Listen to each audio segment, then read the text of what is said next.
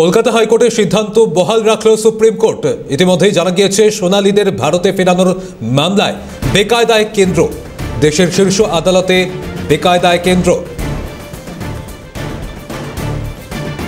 এই মুহূর্তে যে খবরের দিকে আমরা নজর রেখেছি, সোনালীদের ক্ষেত্রে কলকাতা হাইকোর্টের সিদ্ধান্তই বহাল রাখল সুপ্রিম কোর্ট।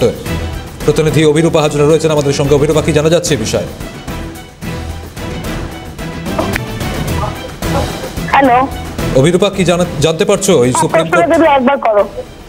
সুপ্রিম কোর্ট যে কলকাতা হাইকোর্টের সিদ্ধান্তই বহাল রেখেছে সোনালীদের ক্ষেত্রে, কি বলেছে তাতে? সম্ভবত যোগাযোগ বিচ্ছিন্ন হয়েছে। আমরা আবারও যোগাযোগ করার চেষ্টা করছি। জানিয়ে রাখবো আপনাদের, কলকাতা হাইকোর্টের সিদ্ধান্তই বহাল রাখল সুপ্রিম কোর্ট।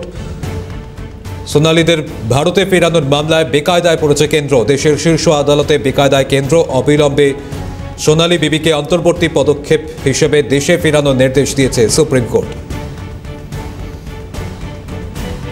আবারও আপনাদের জানিয়ে রাখবো, কলকাতা হাইকোর্টের সিদ্ধান্তই বহাল রেখেছে সুপ্রিম কোর্ট। সোনালীদের ভারতে ফেরানোর মামলায় বেকায়দায় কেন্দ্র।